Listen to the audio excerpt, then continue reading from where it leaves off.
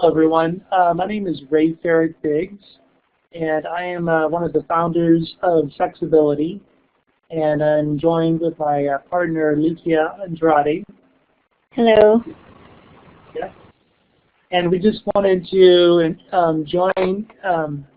really thank you all for joining us on this webinar today to talk about sex. Now we know you're paying attention.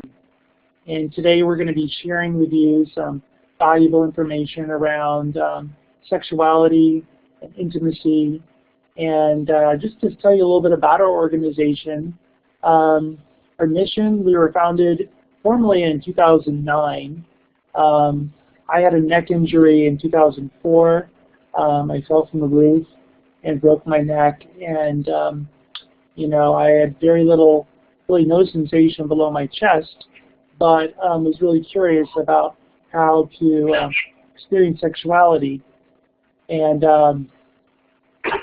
so I, did a lot of research on my own because my psychologist was not really helpful, and he just basically said, you can use Viagra for getting erections. There's ways to, procreate, but he didn't really give me a lot of other information around dating or self-esteem.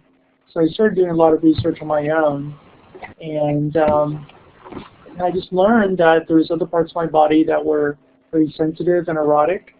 And so I'll speak more about that later on the presentation. But I just want to share with any of you, whether you've acquired an injury or disability or have had your disability since birth, there are ways for you to be intimate and find ways to have sexual pleasure and find ways to partner. And now I'll let Ligia speak. Hello, my name is Ligia Andrade. I'm from the Bay Area. I acquired my disability in 2009. I also broke my neck. I'm a quadriplegic of a spinal cord injury at the C5, C6 level. And like Rafe, you start to question what your life is going to be after your injury. And intimacy was a question that I had, and not only intimacy, but self-esteem and how to date and, what's going to happen. And so, like Rafe was saying, there are possibilities to anything. And throughout the years, I've learned different ways of being intimate and achieving orgasm, or just being in tune with my body, of what feels good and what doesn't, how to communicate with people, how to protect myself against abuse, and how to communicate my needs and my disability and my just things that I need to communicate to people to have a positive experience. Well, welcome everyone, and thank you so much for participating. Yes, thank you. So we'll move to our next slide. And this is just a fun little slide that says, disabled people like to get it on. And I'm just kind of curious, we can get a hand poll. How many people agree with that statement? You can raise your hand. All right. Remember, excellent. We have, oh good, you guys know how to do it. Good. Great. So many of you agree. Yay, that's great. Awesome. Super, and this is our first time working with this platform too, so we're just learning and would appreciate your patience and as we share with you our information and find ways. So we really want this presentation to be interactive, so we'll find ways for you to ask questions and give as much information as we can as we move along.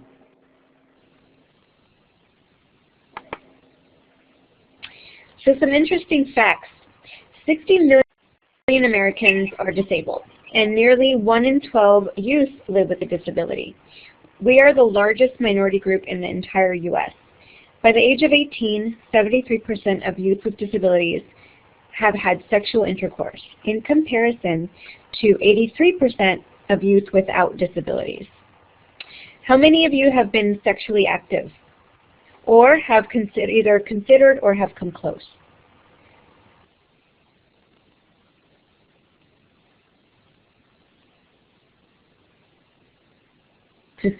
Maybe some of you are a little shy, or not. You know, it's okay.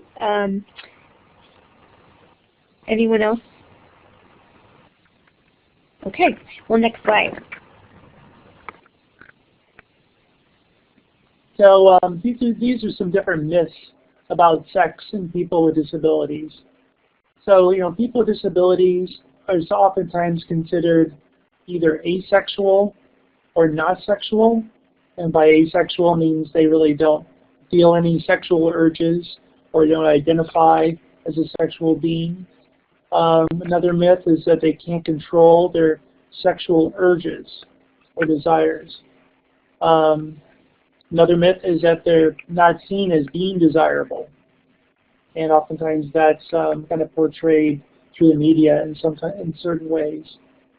Another myth is that they cannot have quote unquote real sex. You know, so we'll get into what is sex and what is quote unquote real sex. And then another myth is that they're not sexually adventurous. And I can say from my own experience that I found myself as I've, you know, acquired a disability, I've become more adventurous, and I've found other people with disabilities to also be adventurous as well. So these are just different myths. Doesn't mean that they're true, but there's certain things that people believe, whether it's the you know, able-bodied community or people in the media.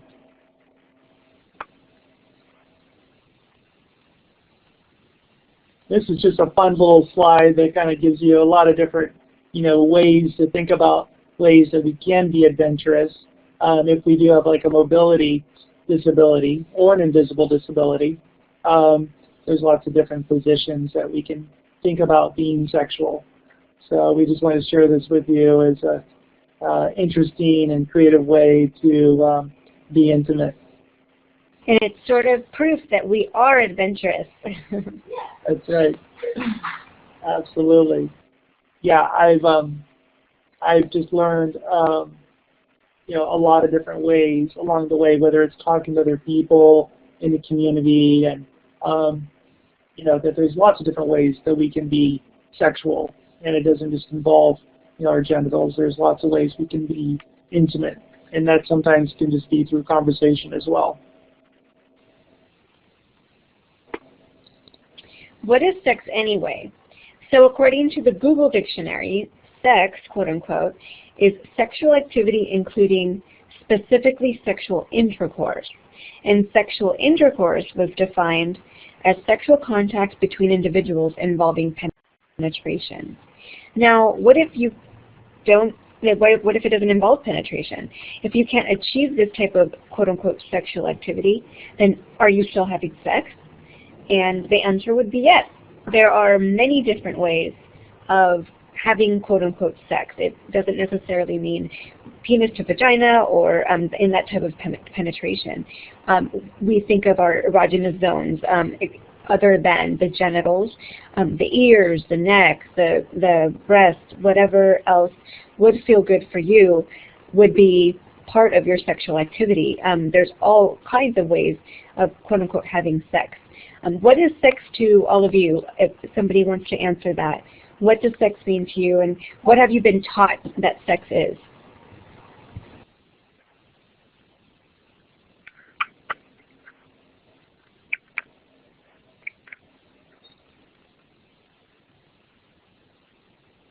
Well, for me, when growing up again, in the able-bodied world, sex is seen as in a certain way, in a certain light, and society really molds sexuality in a certain way. Certain things are sexy, certain things are not. Oh, here's somebody says, sex can be between two people of the same sex or opposite, and that's very true. Exactly. Right. Was there anything else you want to say, or I can share a little bit about my sexuality? Since my injury, one of the things that I learned, and we have this on our website, is a video that was done of me back in 2010. A show called Strange Sex came out, and they're still on the the learning channel. But I learned with one of my first partners after my injury that our level is a C5-6 quadriplegic. So my sensation level ends right above my nipple line. So I don't have really very little sensation below. I have some deep pressure, but no light touch.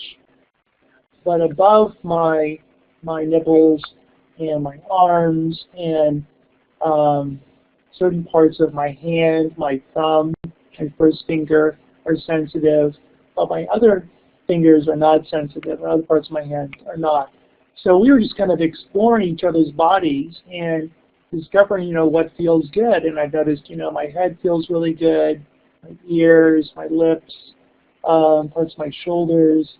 And then we got down to, my arms, and my girlfriend was stroking my arms, and she started stroking my thumb.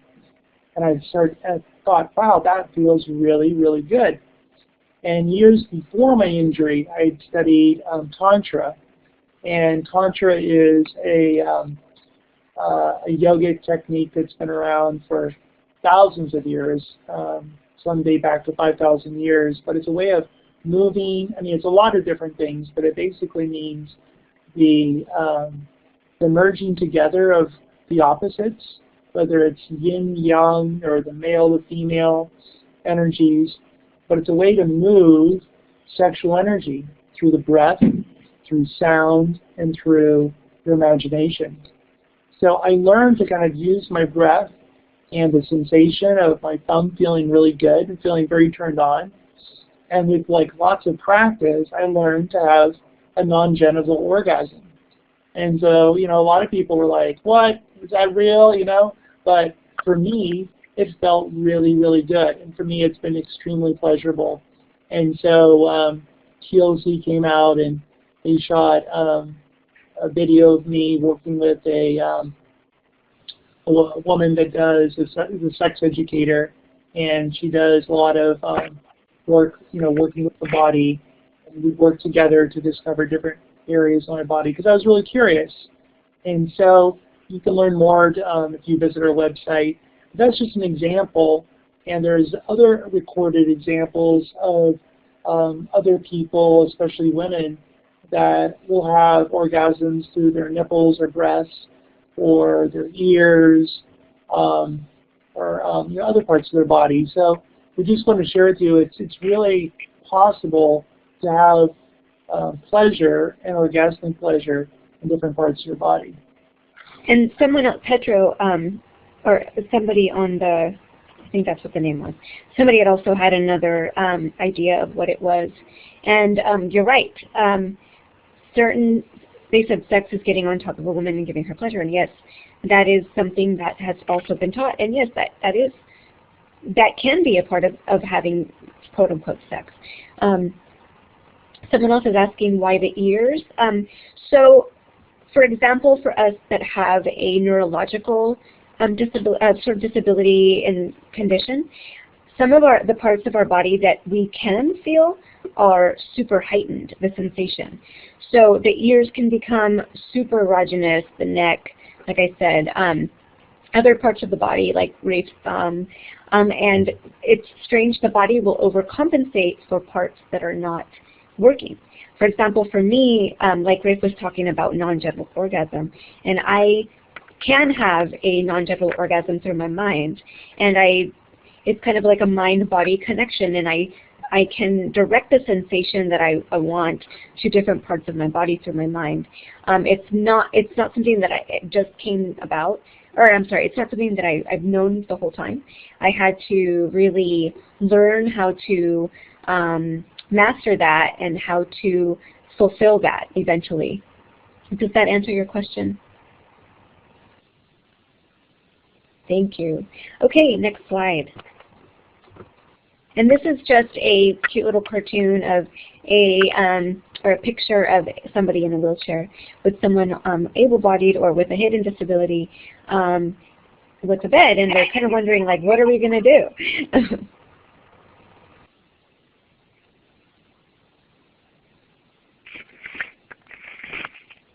So this is a video which Rosemary is going to show in a minute.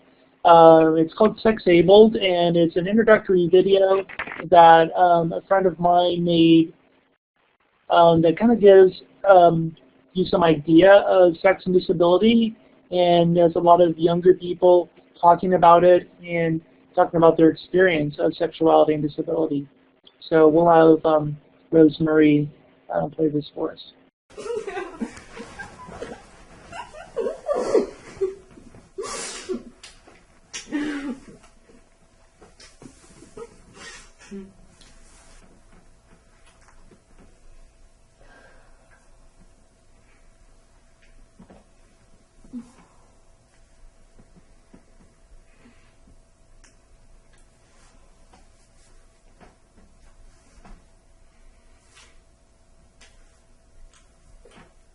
So much of the time when I go out like in my wheelchair, I feel like people aren't seeing me as a person. I feel like people see me as a chair. And until very recently, I hadn't met anyone else who had my condition. I know I've only met them like online through support groups. I would try to hide, try to cover up my disability as much as I could. And I thought that by not wearing my hearing aids, even though that's disabling myself even more because the hearing aids are supposed to help me, I disabled myself because I didn't want someone to see that. I was afraid that them seeing that, they wouldn't want to have a relationship with me. They wouldn't be interested in me sexually. I do feel lonely. I don't know. Like I've been single for 2 years. We usually think of disability as some kind of physiological condition that limits the ability of people to function in society, to play the social roles that are typically expected of them. So disability would limit them in, say, their ability to work, or to be a student, or, in the case of what we're talking about, to be a lover or a partner. The result of the disability would be that they would be sexually and romantically impaired in some way. In fact, those expectations, those views of what disability is, point to the fact that disability is not simply medical or physiological. Much more importantly, it's social and cultural. It's a constructed identity, so that certain physical traits or mental traits of certain kinds of people get stigmatized, and the stigma is globalized to engulf their entire identities. I'm always feeling like I have to prove myself in so many different ways. The way I feel about myself is just different about how people see me. It's like more, especially with men, it's like they see skin, oh yeah, that's it, that's sexy, you know. Or they see a good body, okay, that's sexy. Well, okay, I'm not showing skin because I'm really cold. And with the body part, no, that's just gross. I actually didn't used to wear makeup until about a couple of years ago. I didn't think it would be a point for me to wear makeup, you know. I mean, I don't know if you know, but that was my idea. Yeah, until just like more recently, I kind of started getting into it, you know. I'm like, why not? What the hell?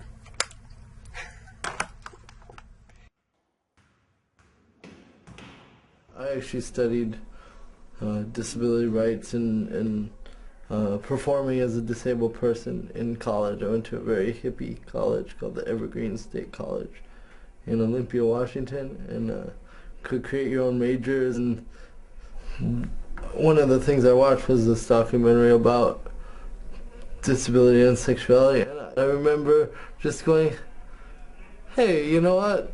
I do have all those needs that everyone else has and desires, and it's okay to feel that way. You know, our symptoms and our disabilities are the things that people notice first about us, but they may in fact be the least interesting things about us. I was dating this girl for a while, and we had just had sex that day, and then And then afterwards, she suggested we have sex in my wheelchair. The fact that it was her idea was awesome. And the reason that it is, beyond like the whole novelty of it, is that it's actually an ultimate act of acceptance. Instead of saying, I'm dating you and I'm fine with you being in a chair, but if she's having sex with you in your chair, it's not, oh, it's fine, I'm okay with it. It's, I like it, accept it, and it's actually something that I'm interested in.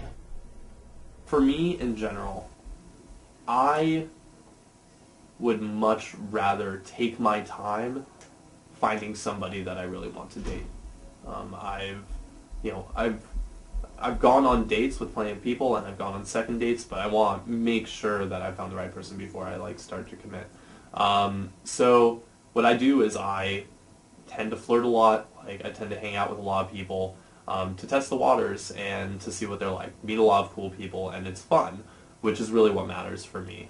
My only hope is that I don't break any hearts. Well, I think I've taught you, if I may be so bold, I've taught you. What do you think you've taught me about sex? I don't know what specifically I've taught you about sex, but I think in general, I feel like I can teach able-bodied people that sex doesn't have to be like intercourse. Sex doesn't have to be, penis and vagina sex. It can be, for me, basically, sex is anything that, gives me sexual pleasure that I can get off on, I'd like to think I have sort of a wider definition of what constitutes sex. Sex is so many things. It's very much about pleasure. It's about knowing your body and knowing your mind. And it's also about knowing about danger, because there are dangers that go along with sex as well. And about knowing how to pleasure yourself and other people. And it's generative, and it's fun, and it can be painful, and it can be mysterious, and it's definitely a gift. Instead of trying to sell disabled sex as being normal, which in a certain sense it is normal, I think there's a way of trying to sell it in a way that's both calling it quote-unquote normal and calling it quote-unquote weird or transgressive or queer. Because unless we face up to the fact that it's really going to scare the crap out of people, whether it's potential partners or healthcare providers or our families or our parents, if we don't face up to the scariness, we can't really find ways of dealing with the scariness. One of the things I've done, and the Disabled Students Union has done, is put on this series of panel discussions called Are Cripples Screwed? We chose that because it's kind of in your face, and it breaks down different stereotypes and different boundaries that a lot of people kind of feel interesting about. I love doing the panels. They were so much fun for me. Originally sort of started as a dialogue about disability and sexuality, and sort of morphed into what it is today, which is, we go around to things like co-ops, we go to sexuality classes, we go to things, and we talk about sex, we talk about societal perceptions of things, and it's something that has really it's really expanded my mind.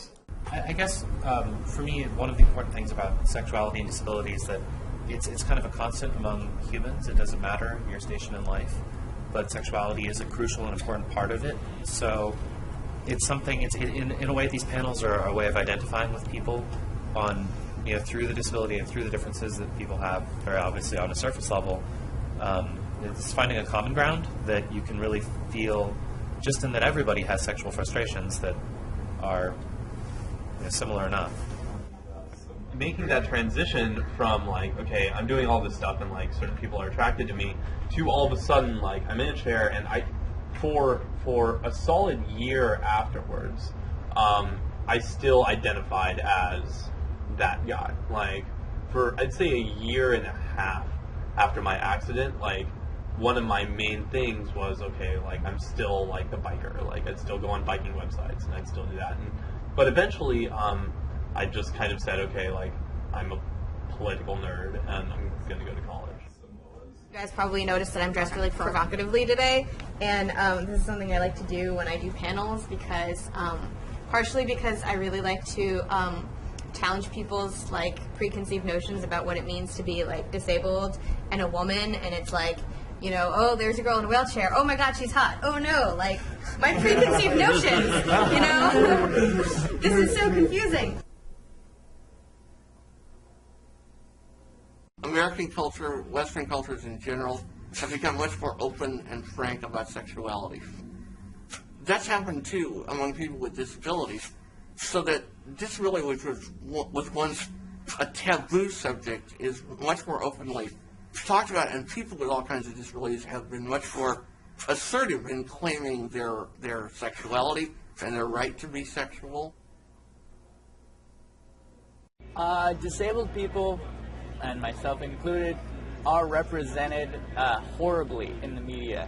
I mean, in movies, in literature, in books, in TV, you never even see a crippled guy have a girlfriend. He's a great comic from over in San Francisco, goes to SF State. Everybody please give it up for my good friend, Jackson McBriar. I have cerebral palsy, which is awesome, because right now my leg is twitching, which is making me better at sex. I think that people view me as sort of a self-appointed spokesman for disability and sexuality, because that's what I talk about, and the reason that I talk about it is because very few people are.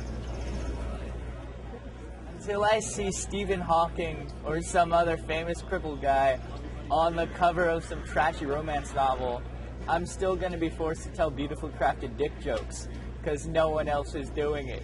You know, I was drinking, and after 1 or 2 beers, I started to walk better. So I asked my doctor about it. It's like, well, Jackson, you have cerebral palsy. Anything that releases your muscles will help you walk better. Like 1 or 2 beers, an orgasm, or a joint. It's like, really, Doc? You mean I could get medicinal blowjobs? When I tell a joke, I try to make it, you know that it's from the heart. And you know that I have these, like, same needs and wants as other human beings. Getting to see disabled people as being sexual is part of like basically bringing them back into the human race and making them into like real people again. If I can help explode the paradigm that says that everything about me that isn't my body works and everything about me that is my body doesn't work, sex can explode that. Sex is desire, inspiration, life-changing. Touching, feeling, kissing. Intrigue, it's exploring unknowns, it's very emotional. Sex is surrender, sex is communion, sex is being alive.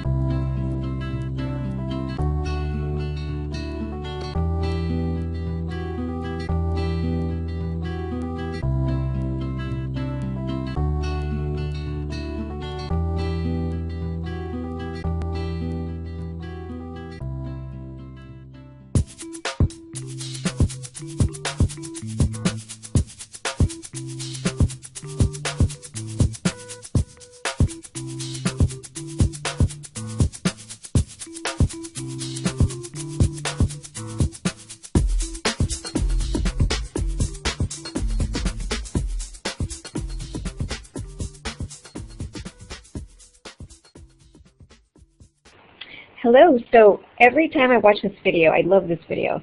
I always find something new. It's really cool. So what did you all think of the video? So someone says it's very interesting, very insightful. Great. I'm glad that you guys liked it. It's neat seeing the different perspectives and the different realities that there were. You can see how people have different views of themselves. Their self-esteem, depending on how they dress, how they express their sexuality, can be through their clothes, and through makeup. So it can be a lot of things, and it's not just your body. And it's also, might notice people use a certain amount of humor, because sometimes sex is, especially sex and disability, is very taboo in a lot of circles. And so, it gives us some kind of like, sometimes it's fun to laugh, and also, it can be awkward and difficult and challenging, but it can be so many things. So we wanted to, just give that as kind of a place for you to kind of think about ways that you can be sexual, and give you some different ways of thinking about yourself as well. So if you had perceptions or assumptions before watching the video, what were they? And how did they change since you watched the video, if they changed at all? Has the video changed the way that you view your disability or your own sexuality? And if not, that's fine too. We just want to get some feedback from any of you that want to share. Okay. Great. So why don't we move on? Yes. And we'll move to the next slide. So this is a question about, like, who are you? Getting to know who you are and how you relate to the world is extremely important, because this is the way you would like others to see you and how you would like to see yourself. Everything begins from knowing who you are and loving who you are. Without loving yourself and taking care of yourself, first, you cannot love others or take care of others. It's really important to take care of ourselves first and to know who we are and how we relate, like it says, how we relate to the world. Because then, like it says in the slide, we can't possibly know about other people and know how to love someone else if we don't love ourselves first. Yeah, I know, basically I comment that, people are stupid assholes, and it's true. Sometimes people are not very, aware of ourselves, and, maybe see ourselves as sexual. But, it's interesting because, I know that people have all different kinds of perceptions, both of us, and we have perceptions of ourselves. And so, it's really important to, begin to think about who you are and how you'd like to be seen in the world. And that really starts with, beginning to form your own identity. And that can be anything from, the interests that you have to,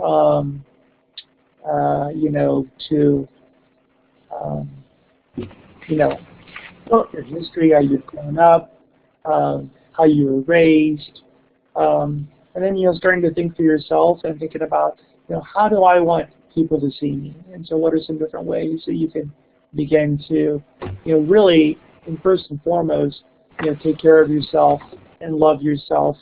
And I think that's one of the most important things, that before we can start to, want to have relationships with other people, we really need to have a good relationship with ourselves. We can go to the, and on some days, Rafe, I'm sorry. Really, can we go to the next slide? Sorry, it's totally transitioning into the next slide. That's perfect, yeah.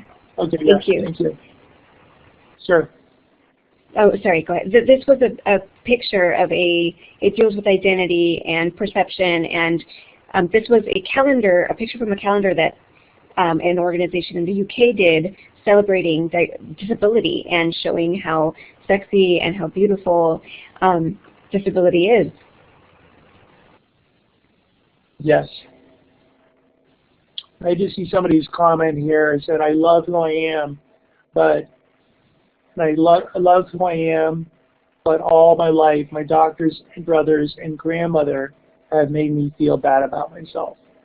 And I can definitely see that certain people, when they tell you certain things, we begin to see that as being real. And so it takes a lot of work sometimes to let go of those old stories that or tapes that sometimes run in our minds. So thank you for sharing that. And it's a really great, what we're trying to show you here is that there are images out there that are starting to, show people that have a disability as being, beautiful people. And it doesn't matter just, whether you have a certain kind of body too. So. And sometimes also culture plays a big role in sexuality. For example, I come from the Latino culture, and we are very, very saturated with Catholicism, guilt, feeling bad about ourselves for having any sexual thought or need at all. And that also comes to play into our development as sexual beings, not to mention having a disability. So again, culture, like they were saying, my grandmother, how somebody's grandmother made them feel bad about themselves. I'm not sure what your culture is, but that's so funny because in my culture, it's totally something someone's grandmother would have made them feel like. You can't, have any sexual thoughts, you dirty person. And that's been so true as well. Yes, absolutely.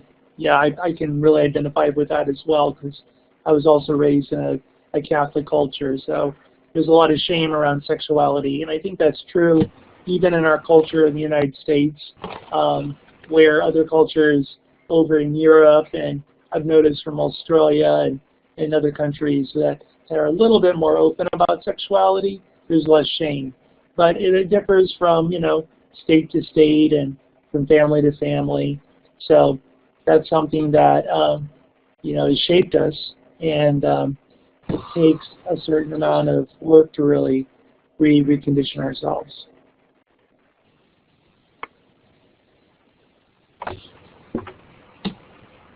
So, Ligia, do you want to talk a little bit about this? I know we've spoken about this already, but if you want to just quickly maybe share a little bit about this. I think this is an important slide.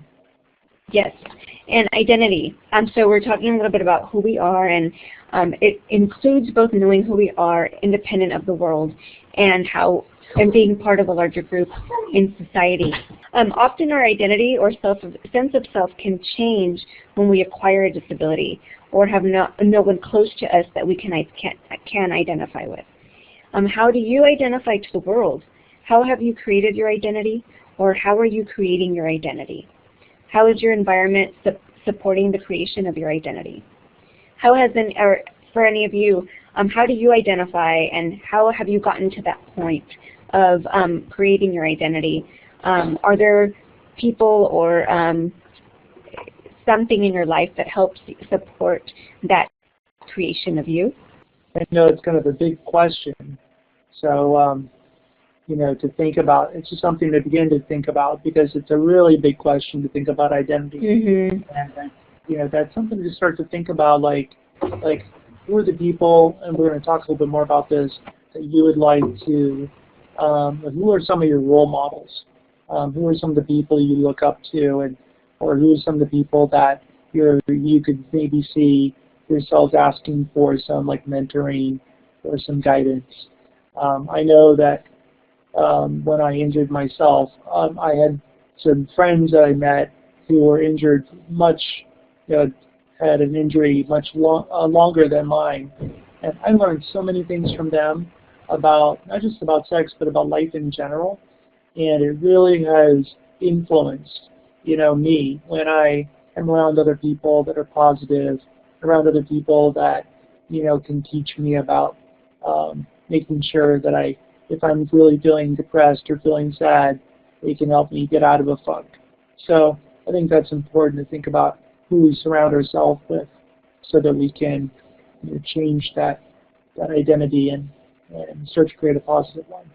So someone asked what was the question. So the question is, how do you identify to the world? And if you do have an identity of that the way that you identify, how have you gotten to that point? How have you created your identity? Or if you're creating it, how are you creating it? and how it has your surroundings, your environment, how has it supported that creation. And it could be, you know, identifying as gay, straight, black, white, woman, man, Catholic, not Catholic, disabled or not disabled. Some people identify as disabled, some people don't. Just anything along those lines is fine. It's just all on how you create that. So I think maybe we'll move along, and if you have any questions or things come up, you can just put that in the chat. Here we go. Ah, interesting, yeah. Well, somebody said, Petra one said that I hope all people become disabled so that they can see what it feels like to experience a life without sex and with a shitload of empty compliments. Well, that's, you know, that sounds like that's been maybe some of your experience. And there is a saying that at some point in everyone's life, they're going to become disabled, whether it's through just an injury or old age, but everyone's temporarily able-bodied. So, yeah, so, you know, it is a lot. It is a lot, and, you know, there's some things that we can't change, but we can only focus on what we can change, and oftentimes that's what comes from within ourselves. And hopefully through this webinar, we can teach you ways of not being without sex anymore, or maybe exploring that part that was lacking. Right. Thank you for sharing, though. Yeah, thank you for sharing. Being very honest. Appreciate that. So this is a little bit about self-image and body image and self-esteem. Self-image is the view of yourself, how you see yourself. It includes what you think you look like and what kind of person you think you are. It's important to note that there are discrepancies exist between how we view ourselves and how others view ourselves. And Ligia, I know you had a story you wanted to share about that. Yeah, so sometimes I get really caught up in what other people are going to think of me, and I go down the street in my chair, and you know, I'm rolling there, and people are looking at me, and I'm assuming that they're just staring at me, when in reality, maybe they are, or maybe they're just looking at my cool shoes, you know, or maybe they're just admiring something, or maybe sometimes, yes, people do stare, and people have questions, and it's different for them. But sometimes people don't always look at just the chair either. We don't know everybody else's reality or who they know or where they are in life. So we can't always assume about other people. So like Rafe was saying, all we can do is change ourselves and control ourselves and how we see life and how we perceive things. So that's just a little story on me and how sometimes my own perception can get me into trouble. Exactly. And then self-esteem is a little more complicated because it involves a judgment about ourselves. So, you know, self-esteem is like, you know, we might see ourselves a certain way, and then we begin to think, well, you know, because no one's been, you know, giving me compliments, or no one's been, you know, approaching me, then we begin to have a negative self-assessment about ourselves and think that, you know, well, you know, how can anyone love me because I'm disabled? So, you know, that's when our self-esteem starts to become more complicated and gets involved in the process. And young people with disabilities, and really all people with disabilities, might have a negative self-image and low self-esteem as they compare themselves to able-bodied people. And that's very true, especially in the media, you know. Lots of times in the media, when they look at somebody with a disability, they're seen as like a superhero, or you know, as somebody who's really overcome huge obstacles, or somebody who's, you know, really pathetic. So you know, I think there are movies that are coming out, like there's some really good movies. We'll talk more about that. But one of the questions we have here is, you know, are there are there a lack of role models in our community? What do you think? Someone said they don't think there's a lack of role models, that it truly depends on who you portray yourself as, that there's plenty of role models out there. That is true. And it's depending on who you relate to, though. For example, for me growing up, I'm Latina, and my skin is brown. And growing up, there were plenty of women, in the movies, but they were all blonde hair and blue-eyed. And for me, there were plenty of role models, but not that I identified with. There weren't any Latinas out there that I could say, oh, that's exactly who I want to be, or whatever, who I identify with. And that could be a possibility as well, is not only just in the disabled community, but with ethnicity, or with religion, or whatever else. But it all really depends on who you identify with the most. Our organization created a calendar that highlighted, along with the one similar to the one we showed, the photograph that we showed you about the organization in the UK, we also created one here locally in the Bay Area for people with disabilities to also highlight the beauty and the sensuality and of disability. So again, showing people that there are role models, that there are people they can identify with. Yeah, and if that's something you're interested in, that's it's available on our website, so you can check it out. I think we'll move along here. I'm going to pay attention to our time. Oh, here we go. Mm-hmm. Good. So this is the one. picture. Go ahead. No, go ahead. Oh, yeah, this is the one that was done in the UK. It's called Undressing Disability, 2014, and this is the cover. This is the one in the UK, and you can see they have different people, and we made ours a little bit different. I think we have a cover of ours as well later on, but the UK, it's interesting.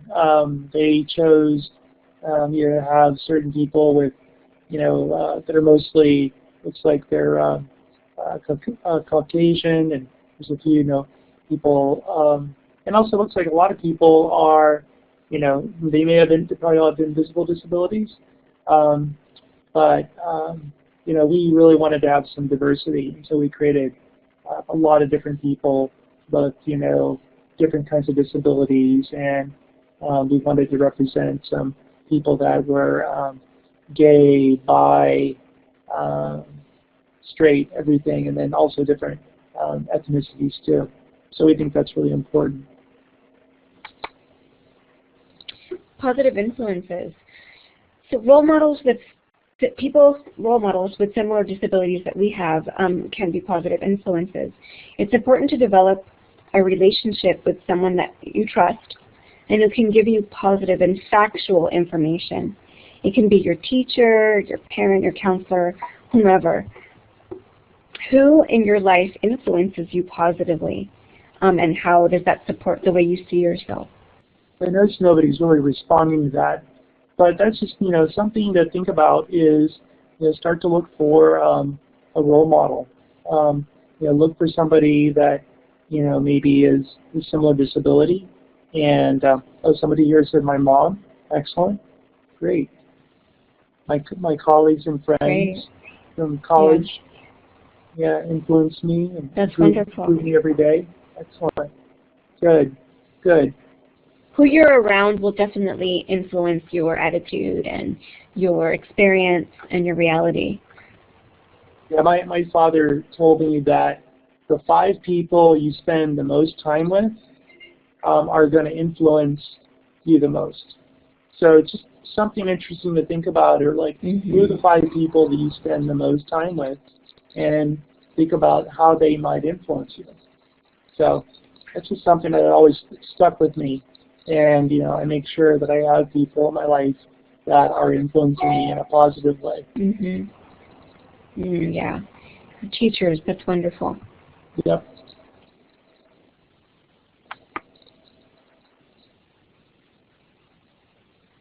So self-care. Self-care is really being mindful and respectful of your body. Good hygiene will not only make you feel good about yourself, but also boost your self-confidence. Confidence is defined as, this is a quote, a feeling of trust in one's abilities, qualities, and judgment. So, you know, confidence is really trusting in your own ability, quality, and judgment. It's also taking control of your body and being able to accurately identify and understand methods of contraceptive. Is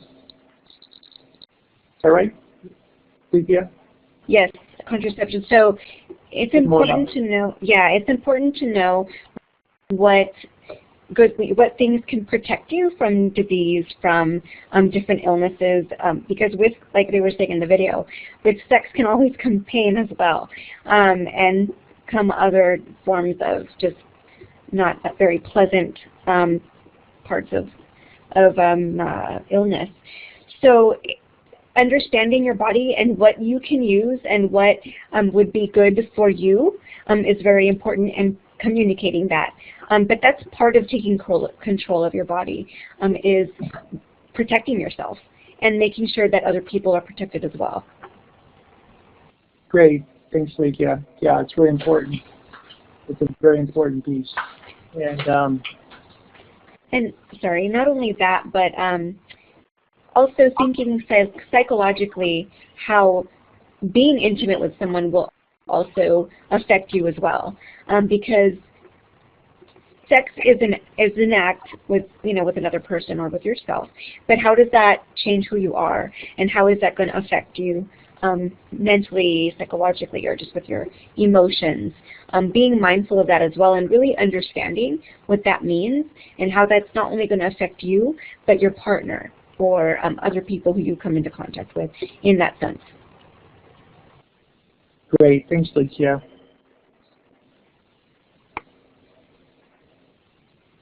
So this is just another, oh, sorry, Yeah, there's actually a book that I'm reading, which is a really good book. It's called Sex and Disability, and it's kind of an academic book, but it's really interesting. It looks at kind of like how, sex and disability is not just the physical part, but it's also a social construction, our identities and how we, how people see us in the world, and anyhow, but it's kind of a fun cover to the book. We've got this bra and two people in wheelchairs up above, and I love the boxer briefs with the crutch coming out. So it's fun, and I think a fun thing to do, which we did for our presentation, is we just typed in sex and disability into Google and clicked on images, and I found a lot more images have popped up over the years, the last 5 years since I've been working, than there were, even last year. So I think it's great that there are more and more images of people that are being intimate. And I think that's a good way to kind of help us begin to re-internalize our own self-esteem and self-confidence. Self-exploration. Exploring your body and what works for you is extremely important in knowing who you are. Identifying your personal boundaries and limits. Not feeling ashamed of exploring your body and being mindful of what feels good for you. Again, back to the shame and the guilt. Not being mindful to not feel that it's important to explore yourself. Learning and being comfortable in communicating with a future partner about your disability, personal boundaries, and limits. It's very important to explore your body, not only to see what's going on with it, how it works, but what feels good, what doesn't feel good, what works or what doesn't. For example, for myself, after I was injured, it was interesting. I had to physically just kind of feel around as much as I could and see what parts of my body still were I guess, erogenous and were quote-unquote working, to then further explore that. And then parts that weren't, figuring out then what did work. So then that's important in communicating with my partner and with how we are intimate. It's also being very protective of yourself in your boundaries and your limits, being very clear about what you're willing to do, what you're not willing to do, what feels good to you and what does not. Great, thanks, Ligia.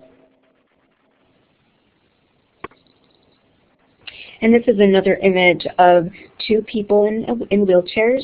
The gentleman has the woman's hand, and he's kissing her hand. He's kissing the top of her hand. It's a very sweet, very loving picture. But it looks like they're communicating. Communication is extremely important. Yeah, I think communication is probably one of the most important parts of relating. And so, the better you can become as a communicator, communicating your needs, your desires, what you do want, what you don't want, I think you'll find you'll have a lot better relationships, whether it's your relationships with your parents, your friends, your attendants, anyone. So I've just learned for myself to be really good at making requests and saying, I'm with when I'm with my partner, I might just communicate my desires.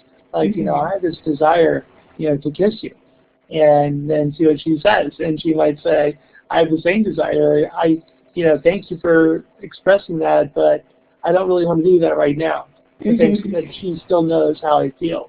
So it's a game though that we will play a lot, is just expressing desires. And I think the more you can be good about communicating, the more you're going to get what you want and avoid what you don't want. Thank you. Abuse. Did you want to? Sure. Yeah.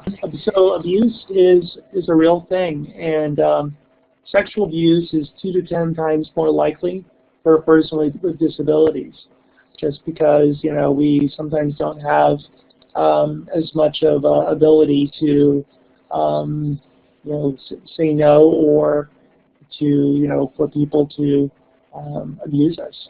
So abuse is defined as the systemic patterns of behavior in a relationship that are used to gain and or maintain power and control over another. It's important to communicate and develop boundaries with everyone, as I was just saying, with everyone. So it includes our parents, our attendants, our friends, everyone. Follow your instincts. If it doesn't feel right, it probably isn't. Do not be ashamed of communicating any type of inappropriate behavior, regardless of who the abuser is. It is not your fault. One example, it's very, like Rafe was saying, it's very, very easy for people with disabilities to be abused. One of my caregivers, I had to let her go because I was completely passed out. I was asleep, and she and her sister, she was training, quote unquote, were in my room, and I was completely nude, and they were kind of hovering over me, looking at my body. And another caregiver came in who was helping to train the sister, and asked what was going on. And so something super inappropriate was obviously going on. They threw a blanket on me right away, and clearly there was something wrong. She then diffused the situation. Both women left. But again, that's how easy it is. I had no idea. I was asleep. I had taken some medication and was completely knocked out.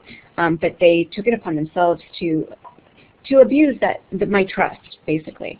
Even if they didn't touch me or anything like that, they were still abusing the trust that I had and the respect that we had developed, or that I thought that I had developed. So again, and I fired her right away, and I filed a report. But again, I felt really shameful. I thought maybe it was my fault, but no, that's abuse, and somebody was abusing me. So again, it's very, very easy, and being very mindful of that. Thanks, Ligia. Thank you for sharing that story. It's really important. So here's another image of the street sign with with a person in a wheelchair and someone kind of straddling them. They're stick figure wheelchair drawings, and across it says censored, talking about privacy. Yeah. So I just have a note that we have about 10 minutes left, so we're going to move along and we'll make sure that we'll get through as much of this material as possible. And somebody had asked about places to go. We can answer that question later. So I just wanted to make sure we acknowledge that question. Yes. Yeah. Thank you, Ligia. Privacy. It's really important to negotiate our boundaries with our parents, negotiating our boundaries with our attendants, exploring adaptive aids for sexual pleasure, and also contacting organizations for assistance for sexuality. An example of that is surrogates. So surrogates are there are what's called sexual surrogates or surrogate partner therapy, and these are people that are trained. For those of you that maybe have seen the movie The Sessions, Cheryl Cohen Green lives in Berkeley, and she was in the movie, but Helen Hunt played her character, and she worked with a person who had a disability around losing his virginity.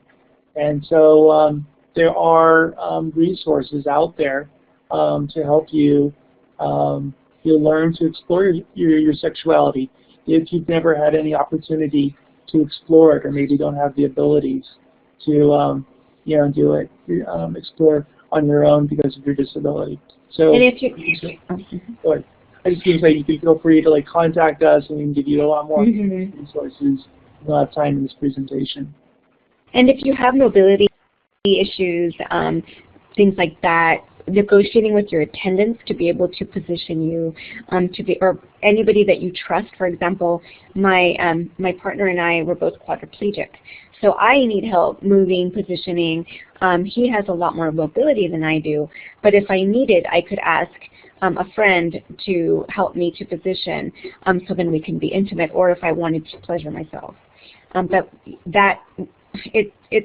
It's complex, and you would really need to find someone that would be open to that. And it'd be a two-way street. You both would have to agree on certain things, but that type of thing is available as well.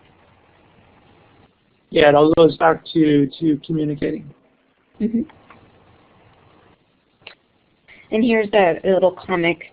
It's three people in a bed, three gentlemen, and one of them is saying to the other, to one of them it says, "But I thought that he was your personal assistant, or attendant." So it's kind of funny, just kind of poking fun at the personal assistant that is helping them be intimate. I had actually a funny story, I don't have time to share, but I had a very similar situation with a good friend of mine who was a personal attendant, and so you just never know. But it's good to have people that you trust, before if you do decide to become sexual. And there are some people that do make that choice to be sexual with their personal attendant. We're not advocating that, but that does come up in certain circumstances. So if that does come up, make sure that you negotiate really well and have good communication skills. And so sorry, Yeah. So, go ahead, Ligia. I was just going to say, here's some more resources that we thought of, sex and disability books that you can then check out for yourself. Some of them are available electronically. Yes, many of these are available on Kindle, which I use a lot, and some of them are not. But if you want to get more information and read, we have some books. Here's some more books on Sexuality and Disability.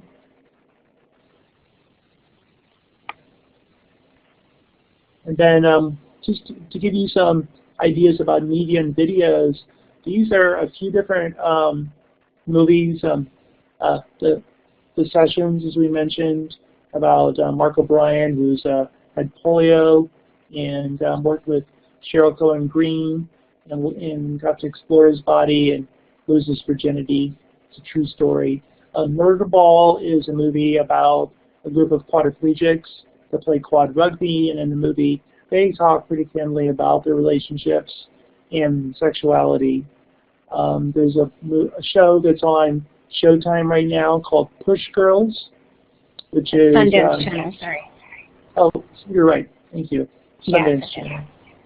Yeah, and it highlights 4 different women with spinal cord injuries, and they talk about their life and their relationships. And so there are more movies out there in media and TV shows that are highlighting sex and disability, which is very exciting. Rust and Bone is a French film. Scarlet Road is a documentary about a sex worker in Australia where it's actually legal for them to work with people. And she works with about 50% of her population are people with disabilities. Somebody, Veronica mentioned, Switched at Birth. And somebody else said, yeah, I've seen the Sessions. It was great. Mm-hmm.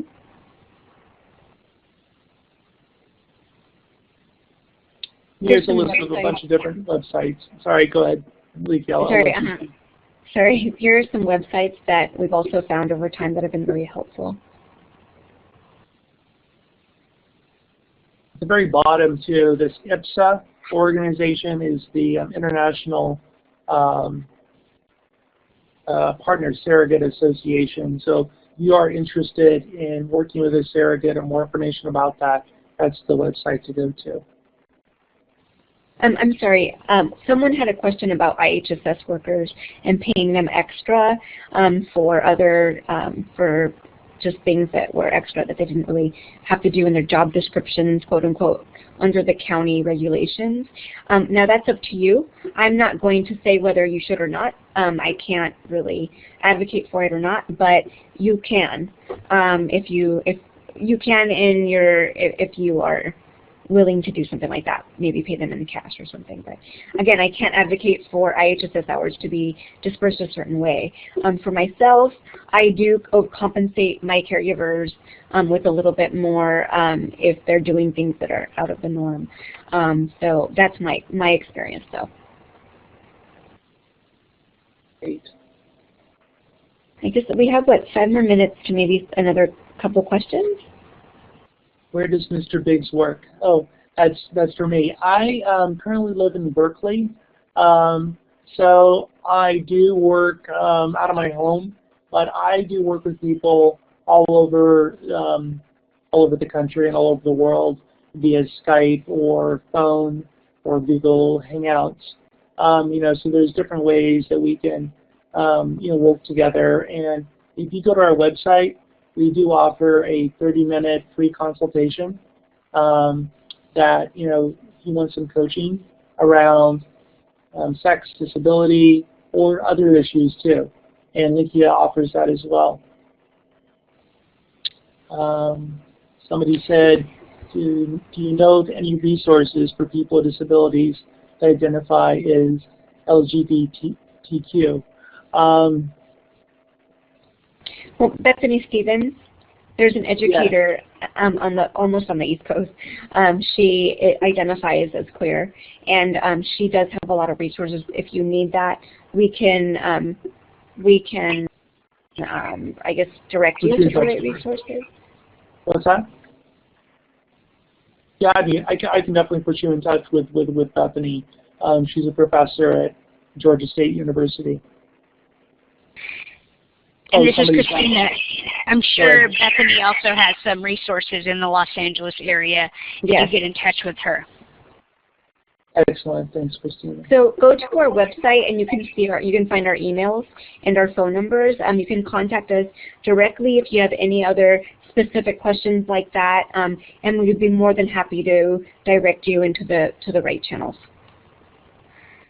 Thank you both.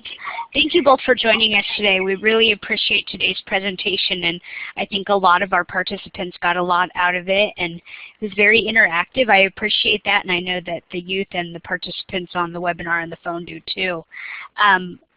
Again, I can't thank you enough for taking time out of your schedules, especially Rafe, you in the circumstances that you're in, and just being willing to cover this topic for Youth Organizing Disabled and Proud has been a wonderful opportunity for us to work with you. And I do hope we get a chance to do it again in the near future through some of our other work that we're doing in the community around the state. This presentation today will be archived. That means it will be copied and will be available online on the Yo Disabled and Proud website in our training library. If you go to the Education tab on the Yo Disabled and Proud website, you will find all of the past trainings that have been presented over webinar from the last 2 to 3 years. Again, thank you all for joining us today as participants. I also want to thank the captioner, Alicia, for joining, as well as today's moderator, Rosemary. It was a wonderful presentation, and if you have any follow-up questions at all, please feel free to contact both of our presenters individually. Sexability.org, again, is their web address. Thank you so much. Thank you.